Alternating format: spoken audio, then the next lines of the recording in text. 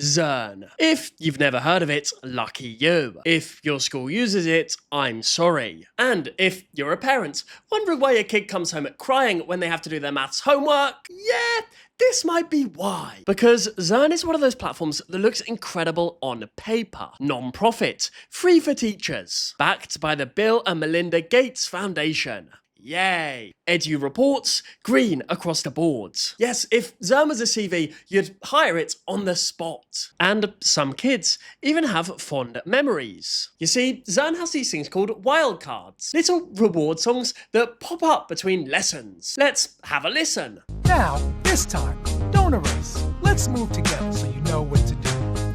Let's go to the petting zoo first. Make sure you look at these ducks. Hit that subscribe button for more deep dives into edtech tools. Thank you. Back to the video. So, the songs slap. The teachers like the data. It all sounds great, right? Right? Well, the actual situation surrounding Zearn is a lot more complicated. Zearn is the educational definition of one man's trash being another man's treasure. And then you talk to kids who actually use it, and it's kind of like they're describing a completely different product.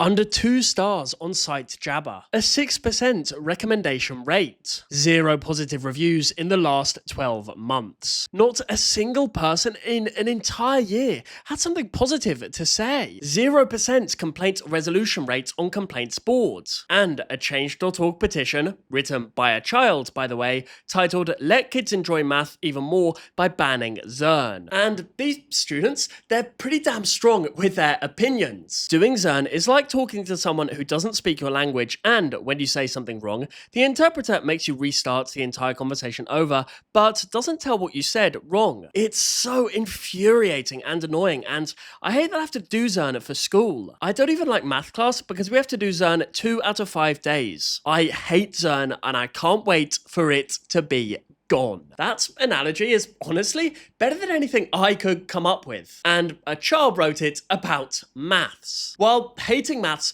because of Zearn. Now, because I'm British, I'd honestly never even heard of Zearn until I started researching for this video. Shout out for this special user for recommending it, and let me know your recommendations in the comments below. Anyway, when I was at school, mistakes were encouraged. They were a sign you were trying your best, you were giving it a go. You had persistence, you had room for improvement. I simply can't imagine growing up with a perfection or nothing approach to learning. And the more I've researched Zearn, the more I've realized that's exactly what it's teaching. Right, so what exactly is it about Zearn that makes every single person that actually uses it want to launch their Chromebooks into the sun? Well, actually, it all comes down to one feature. Every Zearn lesson ends the same way. Y'all do a warm-up, you watch a video, you answer some guided questions, and then you hit the Tower of Power. This, by the way, is Zearn's independent practice section, where you have to get every single question right just to complete the lesson. Get one wrong, even a typo, and a yellow cube character pops up saying, "Need a boost?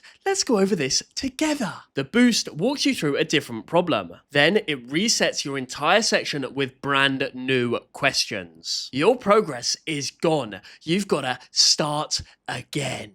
Now, if you're thinking, well, that's a bit harsh, but maybe it works, let me just say, no. I've covered IXL, iReady, Extra Math, almost every major edtech maths platform going at this point, and they all handle mistakes differently. Dreambox adjusts the difficulty. IXL gives you targeted practice on what you actually got wrong. Khan Academy lets you retry the same question. Yes, Zearn is the only major platform that completely erases your progress and then gives you completely different problems to solve. Students have compared it to Duolingo, but as one of them put it, it's like Duolingo, but way, way worse. And even Duolingo doesn't delete your progress when you get something wrong. And say what you want about the Duolingo owl, but at least he's menacing on purpose. Zearn's yellow cube genuinely thinks it's helping. And Zearn, they actually know that this is a problem. Their own help page acknowledges this can sometimes be perceived as starting over by students. Perceived? Mate, it's not a perception, it's just literally what's happening. You can't just put perceived in front of something and then make it not real. I perceive that I've eaten an entire pizza. No, I have eaten an entire pizza. That's just what happens. A student on Trustpilot wrote, Tower of Power.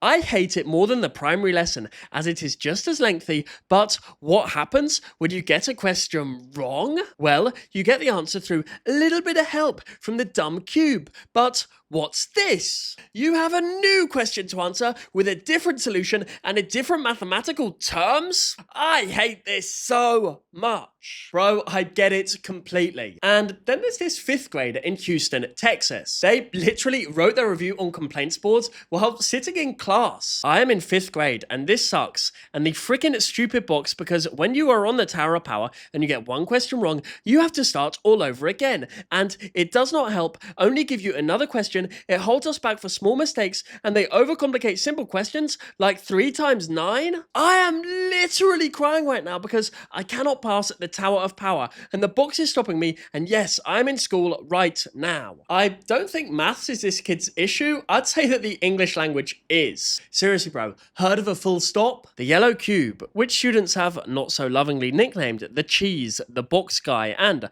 my personal favourite, the stupid block, has become the most hated character in all of edtech. And that's a competitive field. Shout out to my bald-headed friend, Mr. C. Anyhow, this parent on a complaints board described the reality of Zearn at home. My little guy gives this so-called educational app a real hard time every day. It's like pulling teeth getting him to do the Tower of Power because he knows that if he gets one thing wrong, it's back to square one. But if they give him a so-called boost, it's not even related to the problem he had trouble with, so he never even learns. And honestly, that's what gets me. You never get to prove you actually understood the one you messed up on. The boost walks you through something completely different, then hands you new questions. It's like going to the doctor with a sore knee, getting treated for your elbow, and then being told to walk home. Cheers for that, Zearn. Really helpful. Seriously though, when I spent some time teaching, when a kid got something wrong, we'd sit together and, try and find out where they lost the thread. That's what teaching is, and Zearn, I can tell, even though I haven't used it, Zearn doesn't teach you. Zearn resets you. And the long-term damage is actually worse than any single reset. Because kids aren't just frustrated with Zearn, they're learning to hate the entire subject. As this student says, I've been using Zearn for many years, but it has never been fun and made me hate math for a while. I used to love math, and I do now, but almost all through primary, I hated math because of Zearn. I remember when I was in primary, students would cry and have mental breakdowns, and I've seen multiple people actually punch their computers out of frustration, not only primary, but also middle schoolers. This student called Cooper in North Carolina, he says similar things. I used to like math, but since 2nd grade, I have hated it. I hate Zearn and can't wait for it to be banned. If they've used it since 2nd grade, that means that this child learned to hate maths from the age of 7. 7! Most kids at that age are still figuring out their shoelaces, and yet Zearn's already turned them off maths. And that kid, Cooper, he's far from the only one. This student on the change.org petition wrote, as useful as Zearn may seem, many students hate it. For 6 years I worked with Zearn, and I hated it all the way round. Now that it is not mandatory for us, my classmates and I literally cheered when we heard we wouldn't have to do Zearn anymore. Seriously? When was the last time you had a classroom of children cheer because of a maths lesson? Because it wasn't because maths got fun, it was because Zearn went away. If your school uses Zearn, please drop me a comment and tell me what it's like. I really want to hear your stories, because I kind of have a feeling that the comments are going to be something else. And it's not that the students just hate Zearn. Many of them are specifically saying that other edtech platforms are in fact better. One student, who is given Zearn as advanced math, wrote, my grade is lucky enough to be provided with Desmos as the main math provider. When students describe not having a product as lucky, you know you've got a problem. On the subject of lucky, here he is. A student-authored Change.org petition has gathered over 230 signatures. It reads, on the Zearn Tower of Power, when you make a single mistake, it will ask you if you need help, but it doesn't really ask. A bubble pops up on your screen saying you need help, and it wants to go over it with you, but if you try to get the pop-up away, it will make you automatically get help. Even if you're more than halfway done with it, it restarts the whole section, and it has a bunch of new questions for you to take. So many students in my grade at school always agree that this is horrible. We have even made drawings on how bad this is. is. So, primary school children are making protest art about maths homework. I didn't know that was a genre, but apparently Zearn has created it. And they're not alone. A separate petition with over 330 signatures calls for banning Zearn entirely. Students have coined a name for the mechanic, the one-shot and restart method. When students have invented a name for how your software punishes them, that's pretty damning. So much so that a literal 7th grader wrote an email to Zearn's creators. She called Zearn the worst educational resource I have ever been required to use. And she also raised a specific example. When doing 8th grade lessons, I come across a question where I had to split apart the number 6 in order to add it to the number 17. As you probably solved in your head, that equals 23. It obviously equals 23. What 8th grader do you know would have to do this to solve for what 6 plus 17 is? Smash that like button if you think that 6 plus 17 shouldn't require decomposition. Because that's 23, honey. You write 23, you move on. You go outside, you have a biscuit, because no one needs to see you working out for 6 plus 17. But the overcomplicating goes beyond annoying. It's doing real damage. As this parent wrote, the answers they want aren't necessarily the best answers for a child's understanding of math. I watched my own kid get frustrated trying to get the right answer, even though they knew that what they were putting in wasn't actually correct. And don't even get me started on how needlessly complicated some of the simple equations get. I mean, come on. 13 times 2 shouldn't have to be an epic saga of arithmetic.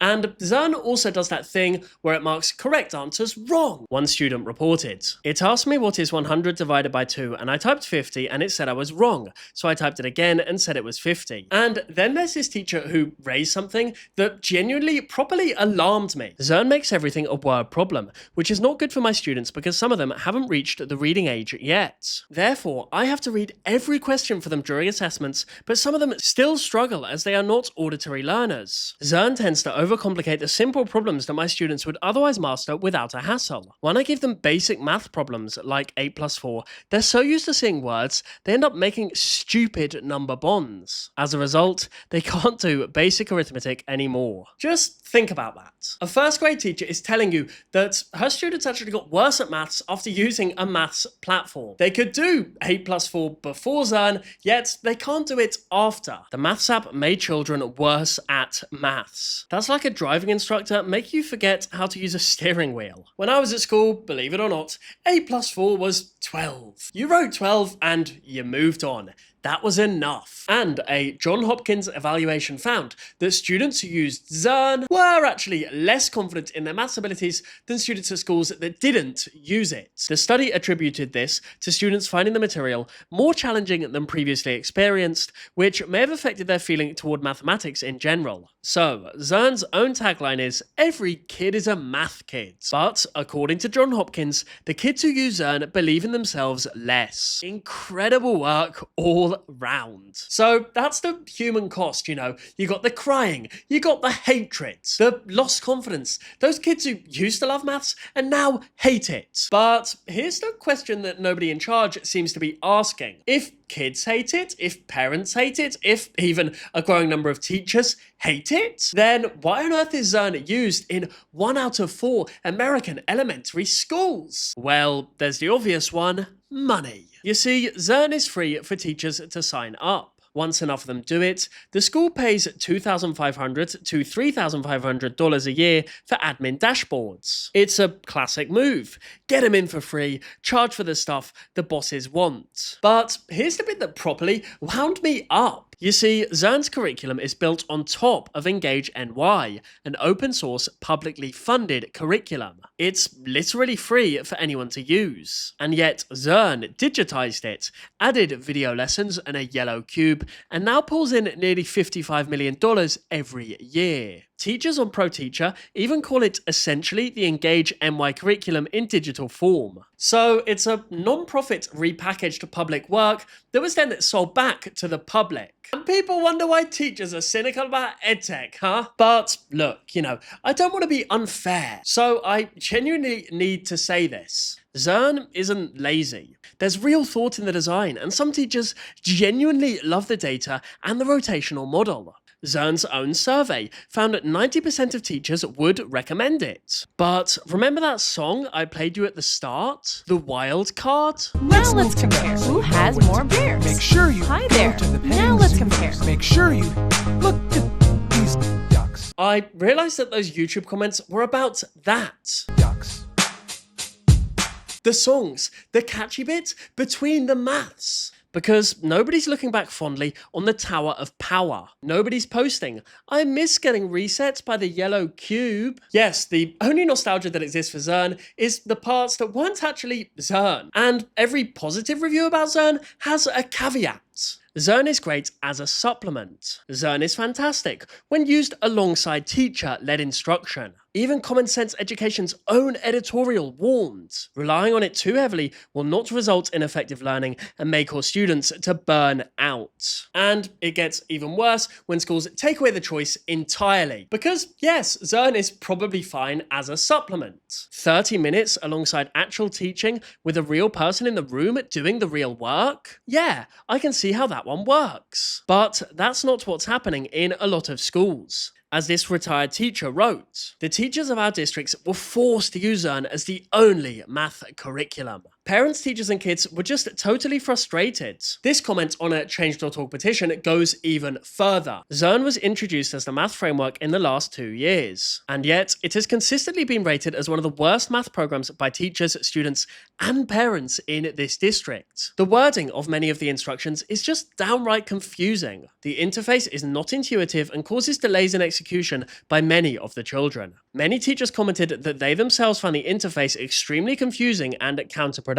When even the teacher can't figure it out, I mean, what chance has an 8-year-old even got? You see, when I was teaching, I feel like, for the most part, I used edtech that genuinely worked. One platform I particularly liked was TTRS. It had short modules, it was self-paced, mistakes were just part of the process, and nobody reset your progress or made you feel stupid about it. You see, the difference between good edtech and bad edtech is actually dead simple. Good edtech treats mistakes as learning. Zearn, however, treats mistakes as failure. And kids can feel the difference, trust me, they absolutely can. This student comment, by the way, summed it up better than any researcher possibly could. After kids lose that one shot, they have to restart on a harder question without enough explanation, which for many kids can be so infuriating. They make conclusions about the overall subject and cause them to dislike learning about any sort of math. And honestly, that's the real damage. Zearn teaches kids that maths punishes you, and once a kid believes that, good luck getting them back. So where the hell does this leave us? Well, Zearn claims that every kid is a maths kid, and yet the 5th grader crying in Houston would disagree. So would the 1st grade teacher, whose students forgot how to add. So indeed would the classrooms that cheered when it was taken away. Michael Persian studied the whole picture and wrote, Zearn itself has come out seeming decidedly non-revolutionary in research studies. So this is a 54.9 million non-profit. It's backed by the Gates Foundation. It's used in 1 in 4 elementary schools. And yet, according to research, it's decidedly non-revolutionary. I think they should frame that and put it on their office wall. Seriously though, I never had Zearn. What I did have was a teacher who could look me in the eye and tell me where I was going wrong. And look, that wasn't perfect. I mean, nothing in education is, but it was human. And it's a sad state of affairs when, right now, millions of American children are sitting in front of screens, being reset by a yellow cube and learning that making a mistake means starting over. There's nothing human about that, and that's the lesson indeed that Zearn is teaching. And we all know that it's the wrong one. Thank you so much to my channel members who support me in making these videos. I realized I haven't given you guys a shout out in a while, but trust me, I genuinely appreciate you so much. If you want more of me and more of my cats, much better, I admit, why not follow me on Instagram? We'll see you there, and we'll see you for the next one. Of course, snipe, snap, out.